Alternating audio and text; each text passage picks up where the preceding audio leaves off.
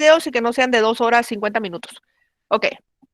Hablando de los bloqueantes de los canales de calcio para la hipertensión arterial, aquí dice hiperpresión arterial, es error de dedo del libro.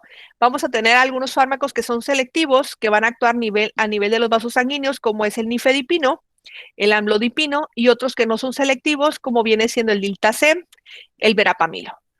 Ok, en el caso de amlodipino y nifedipino tienen efectos secundarios diferentes. Amlodipino hace que el flujo sanguíneo a nivel del corazón prevenga que el paciente tenga un infarto. Nifedipino es una bomba. ¿Qué significa? Que si yo tengo una crisis hipertensiva y yo administro nifedipino a nivel sublingual, las cifras tensionales o los efectos secundarios que voy a tener es una hipotensión. Entonces, es el que utilizo yo en la terapia de emergencias. Ojo, no es lo ideal. Lo ideal es que nuestro paciente tenga sus cifras tensionales que de manera gradual, poco a poco, vayan disminuyendo. Entonces, si mi paciente yo lo obligo a hipotensarse, eso significa que los 3 mecanismos fisiopatológicos yo los estoy alterando y mi paciente va a tener consecuencias dentro de esa hipotensión que le estoy ocasionando al paciente. Hablando de la dosificación de este amlodipino, se da 5 a 10 miligramos de este por día. Y vean, por favor, en el caso de nifedipino, de 10 a 20 miligramos. De este verapamilo y dialtazem, pues también aquí está la dosificación. Efectos adversos de los bloqueantes de los canales de calcio: enrojecimiento cutáneo, cefalea, mareo, edema periférico, sensación de inestabilidad, náuseas y diarrea. ¿Cuáles son los efectos más graves que pudiera tener? El daño a nivel del corazón, como del hígado, perdón, la hepatotoxicidad, el riesgo que nuestro paciente pueda tener un infarto al miocardio, insuficiencia cardíaca congestiva, confusión y la habilidad emocional. Entonces, ojo, si yo utilizo esos fármacos y el paciente lo obligo a disminuir su tensión arterial, puedo condicionar lo que tiene que ver en este caso con desde un infarto al miocardio o una insuficiencia cardíaca congestiva. ¿Cómo actúan los fármacos bloqueantes de los canales de calcio? Los fármacos bloqueantes de los canales de calcio a nivel del músculo del corazón lo que hacen es inhibir, en este caso, que el corazón se contraiga de una manera efectiva, de tal manera que, vean esta imagen que está aquí, lo que condicionamos es una vasodilatación. Entonces, es como si mi corazón es del calzado número 4. ¿Y qué pasa cuando yo tengo un zapato viejito? Ya está ananchado, entonces perfectamente puedo meter mi pie y no pasa nada. Entonces, ¿qué pasa si yo calzo del 7 y me quiero meter mi pie en un zapato del 4? Pues no va a caber. Entonces, el uso de estos fármacos es para permitir, si yo, mi cuerpo estaba programado para que yo tuviera 4 litros de sangre, pero estoy teniendo mayor flujo de sangre porque mi riñón no excreta el agua que debería excretar y yo estoy manejando un volumen de 6 litros de agua. Entonces, para eso voy a ocasionar una vasodilatación a nivel de esos canales de calcio, no solamente a nivel del corazón, sino también a nivel del endotelio de la arteria. Entonces, cuando un paciente está tomando estos fármacos bloqueantes de los canales de calcio, van a tener efectos secundarios, en este caso, que es lo que yo busco, una hipotensión. Se utilizan para tratar a los pacientes con anginas de pecho, con problemas de arritmias y, por supuesto, la hipertensión. No se utilizan solitos, siempre van combinados, sobre todo por los efectos adversos que pudieran presentar. Decíamos, yo tengo un diurético que me elimina electrolitos. ¿Qué electrolitos? Sodio, potasio, calcio, cloro. Si estoy utilizando un fármaco que bloquea los canales de calcio, ese calcio va a estar circulando en la periferia. Entonces, en este caso, nifedipino es selectivo de los canales de calcio en las arteriolas y verapamilo es un fármaco que no solamente va a afectar a nivel del calcio de las arterias, sino también a nivel del corazón. Entonces, tengo que buscar qué es lo que necesito para mi paciente. A dosis bajas, estos medicamentos reducen la resistencia periférica y disminuyen la tensión arterial.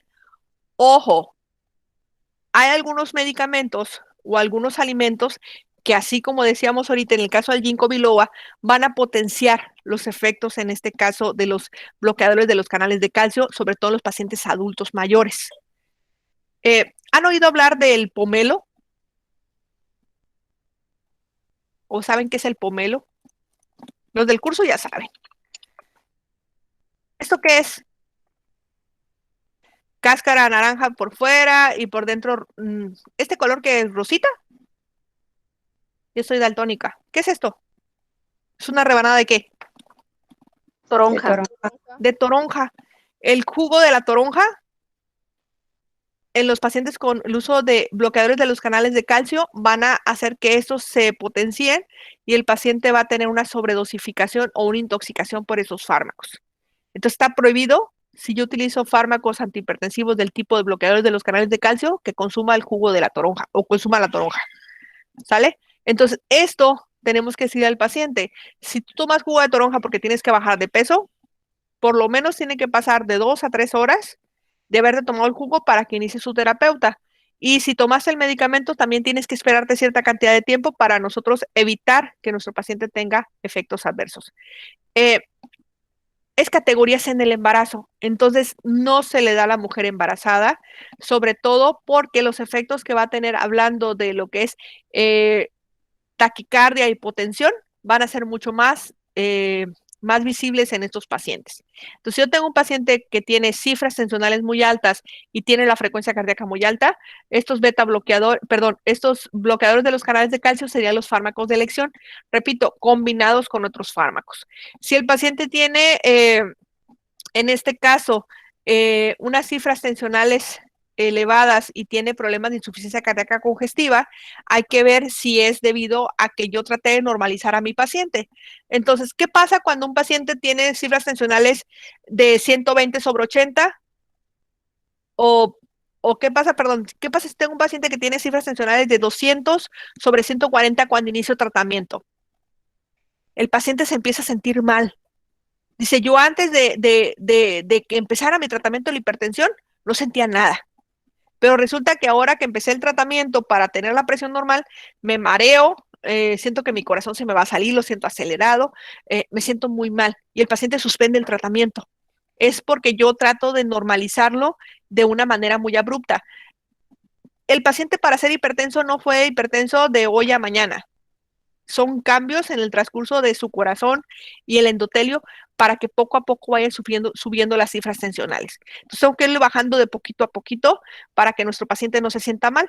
Dentro de la educación del paciente, lo que decíamos hablando de la disminución de kilos, hablando de líquidos de agua con los diuréticos, si el paciente presenta disnea, si el paciente presenta edema pulmonar y se va a caracterizar con la expectoración espumosa, si nuestro paciente presenta signos de anafilaxia, como viene de dificultad para deglutir, urticaria, temblores, cambios en las cifras respiratorias, no utilizar con el jugo de toronja, si presenta fiebre, dolor abdominal, cambios en la producción de la orina, que viene siendo en este caso la coluria, ¿sí? Es cuando se eliminan las bilirrubinas por la orina. ¿Sí? En este caso hay que ver que nuestro paciente está teniendo una intoxicación por el uso de estos fármacos. Hablar de nifedipino, entonces estamos hablando de los fármacos inhibidores de los canales de calcio, ¿sí? Vean, es categorías en el embarazo. La aplicación con el jugo de toronja, pues no se debe de hacer. La otra contraindicación es que el paciente sea alérgico a lo que viene siendo, en este caso, el nifedipino. Efectos adversos, cefalea, mareos, taquicardia refleja que pudieran presentarse con el uso de los bloqueantes de los canales de calcio. Aquí tengo otro, diltiazem, en este caso es categoría C, de igual manera presenta lo mismo, ¿sí? En el paciente aquí viene el uso de jengibre, sobre todo si voy a la comida china que le echan mucho jengibre, tengo que ver que puede alterar lo que viene siendo la coagulación. Entonces, esos pequeños datos en ocasiones se nos olvida de mencionárselos al paciente y nosotros no asociamos lo que come, lo que hace el paciente o sus hábitos alimenticios con el uso de fármacos. Si tengo aquí el PAE, hablando de el uso de bloqueantes, vean por favor electrocardiograma, vigilancia de sus constantes vitales, valorar la situación neurológica a nivel de conciencia por la hipotensión que pueda presentar, la presencia de alergias, angioedema, lo que viene siendo el edema de miembros inferiores. De igual manera, ¿cuál es el objetivo? Que nuestro paciente disminuya la tensión arterial y que no tenga taquicardia. ¿Alguna pregunta?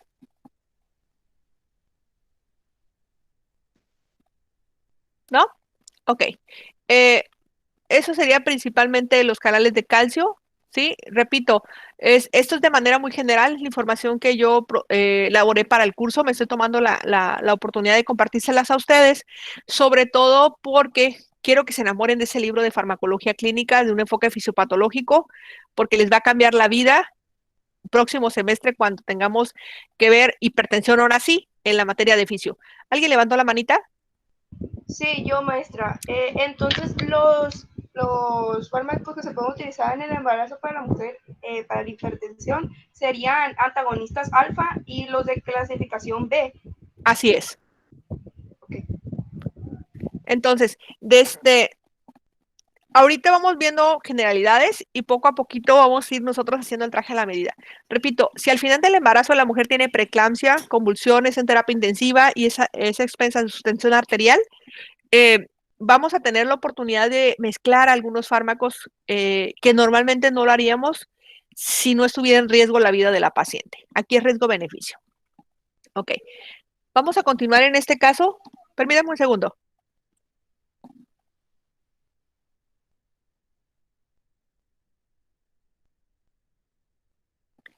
Vamos a continuar entonces ahorita con los fármacos inhibidores de la ECA y los bloqueantes de receptores de angiotensina. El sistema renina-angiotensina es un sistema o un mecanismo homeostático clave para el control de la presión arterial y el balance hídrico. ¿Qué significa eso? Que nosotros podemos utilizar fármacos que van a actuar a nivel de aquí, de la inhibición de lo que viene siendo la angiotensina 2 del plasma, o lo que sería, en este caso, a nivel de lo que sería el epitelio, el endotelio vascular, tratando de revertir a esta enzima. Entonces tenemos nosotros en el hígado que se produce lo que es el angiotensinógeno. Este va a tener un impacto reduciendo la tensión arterial a través del sistema renina, que evita que la angiotensina 1 se convierta en angiotensina 2. ¿Esa angiotensina qué función tiene? Tiene la función de ocasionar una vasoconstricción a nivel de las arterias para aumentar la tensión arterial o producir lo que es la aldosterona, ¿sí? Y haciendo que el sodio se reabsorba de tal manera que nosotros podemos utilizar algún fármaco que ayude a eliminar estos electrolitos para reducir la tensión arterial que de manera fisiológica estaría aumentada. Eh, Dentro de los fármacos inhibidores de la enzima convertidora de angiotensina y los bloqueantes de estos receptores, tenemos aquí al enalapril, al ramipril, al lisinopril, y los bloqueantes tenemos aquí al famoso losartán, pero también tenemos a telmisartán, ormesaltán y todos estos tanes. Ojo, parecía lo mismo, pero no lo es. Hablando de los sartán, tiene una función muy importante para proteger a nivel de lo que es el riñón. Sin embargo, telmisartán, basaltán y todo eso sería para el paciente que es diabético, hipertenso, para el paciente que es de obeso, que es hipertenso, para el paciente que tiene algún evento vascular cerebral y es hipertenso. Entonces, haríamos el traje a la medida para esas cronicopatías que tiene el paciente al utilizar en este caso sus bloqueantes de los receptores de angiotensina. Y, repito, se llevan bien con los diuréticos. Entonces, ¿qué diferencias hay de unos y de los otros? Pues el precio. Losartán es mucho más barato que telmisartán. Yo usaba losartán, no me controlé con losartán, ahora lo cambié por telmisartán. ¿Qué hice en algún principio? Bueno, utilizaba metoprolol, no me funcionó metoprolol, me fui a losartán, de losartán combiné losartán con hidroclorotiazida, hubo hasta cierto control un momento mientras que tomaba los diuréticos y ya me fui a telmisartán. Entonces, evolución en el tiempo. ¿Cuánto tiempo pasó de uno al otro? En el transcurso de 3 años que me he manejado como hipertensa, ya cambié de fármacos y eso radica en nosotros estar tomando las cifras tensionales del paciente. Recordemos, si nuestro paciente no tiene síntomas, no significa que no es hipertenso. Entonces, hay que tomar las cifras tensionales del paciente, hay que hacer un electro, hay que tomar una placa de tórax. ¿Y cada cuánto se debe hacer eso? Por lo menos cada 6 meses. Entonces, ¿cómo le hacemos nosotros? Lo más barato es tomar las cifras tensionales. Cada control que el paciente va a la consulta, pues lo hacemos cada mes. Cada mes registramos sus cifras tensionales y vamos viendo si está controlado o hay es una variación. ¿Sale? Entonces, hay que aprender a tomar la presión arterial utilizando el baumanómetro junto con el estetoscopio para escuchar los ruiditos cuando pasa el flujo sanguíneo y escuchar esos ruidos de Korokov que decía su compañera Beni, que nos van a marcar a nosotros alteraciones a nivel del flujo cardíaco.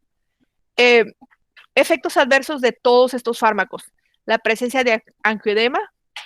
Tenemos que cuidar mucho el funcionamiento renal, la insuficiencia renal. ¿Y cómo me doy cuenta que un paciente está teniendo insuficiencia renal? En la producción de la orina. pregunto, ¿cuántos mililitros de orina debemos de producir en 24 horas los adultos?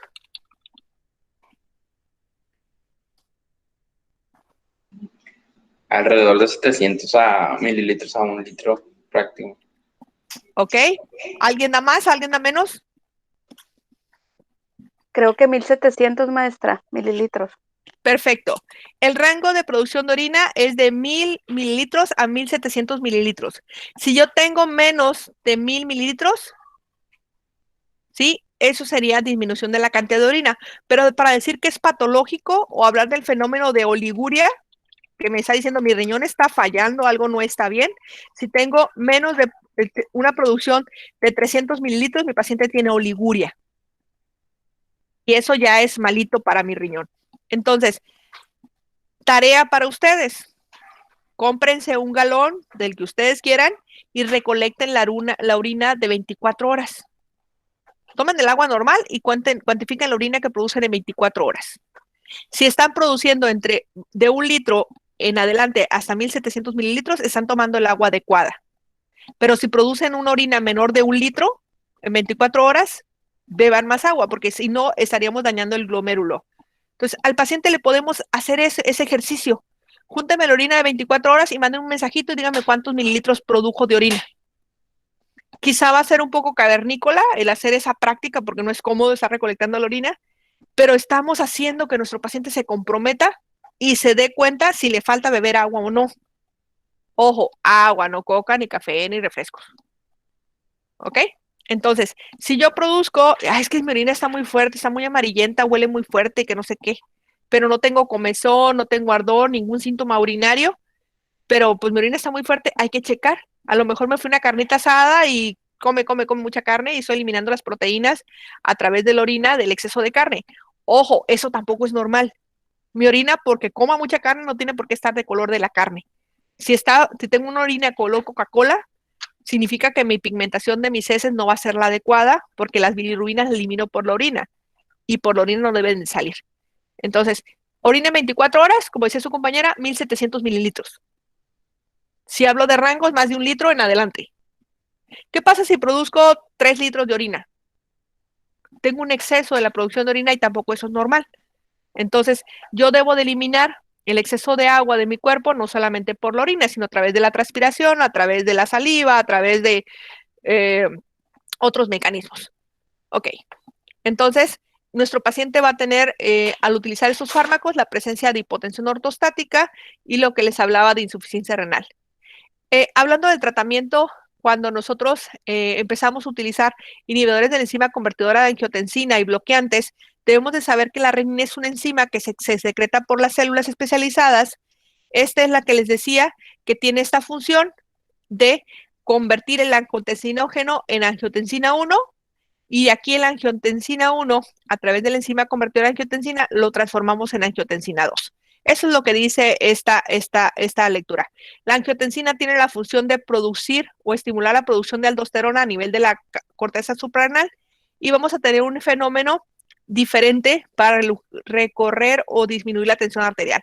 Una vasoconstricción directa y un aumento de la respuesta hablando del agua. Aquí está. Entonces tenemos la vasoconstricción y la reabsorción de sodio. Ambos son mecanismos para regular la presión arterial o ya sea disminuirla o aumentarla. Esos fármacos se obtuvieron principalmente en los años 80 y en muchos pacientes con insuficiencia cardíaca y el riesgo elevado de desarrollarla, empezaron a utilizarse lo que vienen siendo inhibidores de la enzima convertidora de angiotensina, llámese losartán o llame en este caso telmisartán. Hablando de enalapril, el enalapril es un fármaco inhibidor de la ECA, muy barato, ¿sí? Es categoría D en el embarazo. Ojo, categoría D, o sea, no es ni B, es categoría D, por lo tanto hay que cuidar bastante porque no se utiliza en la mujer embarazada. Vean, por favor, hablando de los alimentos, no hay ninguna relación. En el paciente puede tener hipotensión ortostática y en este caso tienen poco efecto a nivel de los electrolitos. Entonces, no hay ningún problema hablando de los efectos a nivel del corazón porque no tienen efectos secundarios cardíacos. Pues, ¿cómo actúa el enalapril? El enalapril actúa, en este caso, a este nivel, aquí. inhibiendo lo que viene siendo la secreción de la producción de angiotensina 2. Entonces, de esa manera actúa el enalapril. El lisinopril es primo hermano, en este caso, como el enalapril. Vean, por favor, es un fármaco que actúa inhibiendo la enzima convertidora de angiotensina, disminuye la secreción de aldosterona, disminuye la presión arterial, aumentando el gasto cardíaco. Entonces, si tengo una frecuencia cardíaca de 40 y soy hipertenso, lisinopril sería el fármaco de elección, porque aumenta el gasto cardíaco, me disminuye la tensión arterial. Es categoría C o categoría D en el embarazo, sobre todo porque, vean, puede causar muerte en el feto o daño fetal. Si yo sospecho que estoy embarazada, hay que suspender lisinopril. Cambiarlo por otro antihipertensivo, ¿no? Ojo, si soy hipertensa y estoy embarazada, cambio de antihipertensivo. De igual manera, aquí hay que evitar los alimentos ricos en potasio por el riesgo de hipopotasemia. El paciente puede cursar con efectos secundarios como es la cefalea, la tos, los mareos. Aquí se me faltó comentarles, hablando de lisinopril, captopril también me ocasiona el efecto de la tos, hace que yo en este caso lo sustituya, y está contraindicado en los pacientes que tienen angioedema y no se utiliza en las mujeres embarazadas. Ese es un PAE, entonces, para los pacientes que utilizan los inhibidores de la ECA, como viene siendo el electrocardiograma, la placa, el examen de sangre, el examen de orina, y relacionar mucho lo que vienen siendo los electrolitos. En este caso, el exceso de potasio me va a llevar a que yo presente arritmias. Ok, entonces los invito a que revisen esos PAEs. Voy a educar a mi paciente si utiliza un fármaco para hipertensivo, en este caso la presencia de disnea, urticaria, pruritos, calambres y la presencia de la tos seca que puede empeorar. Si el paciente tiene tos, le puedo dar caramelos duros para aliviar la tos. Ojo, si es diabético, no, porque se contraindican, y valorar datos de hepatotoxicidad. En el caso de los tratamientos de hipertensión con el uso de antagonistas adrenérgicos, esto lo vamos a continuar la próxima semana. Aquí nos vamos a quedar con estos. ¿Alguna pregunta, jóvenes?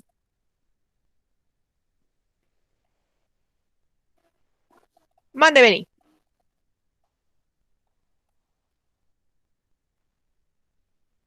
No te escuchamos. Se me olvida prender el micrófono. Donde dijo del nifedipino, el nifedipino es igual o diferente lo que es nifedipino, amlodipino, y por ejemplo en el ISSSTE he visto que dan uno que le llaman nifilipino o filipino, así el nombre. ¿Son los mismos? No, son diferentes, tienen diferentes características, a pesar de que se utilizan para lo que viene siendo bloquear los canales de sodio. Cada uno tiene alguna particularidad. Por ejemplo, amlodipino, en un paciente con insuficiencia cardíaca que ha tenido infartos, sería el indicado. Los otros no, porque el flujo sanguíneo hacia el corazón lo disminuye. Entonces, aquí de esos fármacos que voy a buscar el efecto vasodilatador, amlodipino. Es el Nicardis o la nicardipina, también es uno de los fármacos más nuevos, sí, pero también tenemos de los no selectivos que van a tener un efecto a nivel del vaso sanguíneo y el corazón, pues tenemos adiltiazem y nisodipino y verapamilo. Entonces, repito, ahorita son generalidades, sin embargo, gracias por tu pregunta, Beni, para que ustedes vayan familiarizándose. Y hablar de hipertensión, voy a concluir con esta imagen. Permítame tantito, voy a compartírselas ahorita para que ustedes tengan el traje a la medida con respecto a los fármacos. Yo les pido a un equipo en la escuela, cuando vamos a dar este tema, así como en el caso de los antibióticos, que tengan ustedes la oportunidad de saber de qué estamos hablando, y de una vez les dejo esta imagen para que la tengan. Hablar de hipertensión es hablar de los diuréticos, hablar de los IECA, hablar de los bloqueantes de los receptores, donde decíamos ahorita telmisartán y todo eso, de los bloqueantes de los canales de calcio, enalapril, captopril, de los betabloqueadores, metoprolol, alfa bloqueantes, en este caso la metildopa, bloqueantes alfa, agentes de acción central, vasodilatadores y antagonistas de aldosterona. Eso es hablar de hipertensión. Entonces, yo con esto concluyo el día de hoy para que tengan ustedes la oportunidad de revisar, ¿sí? Y la próxima semana, pues continuamos con los programas con los fármacos que vienen en el programa. Pero hay muchísimo, muchísimo para hablar de hipertensión. ¿Sale? Que tengan excelente día. Gracias, profe. Igualmente, maestra.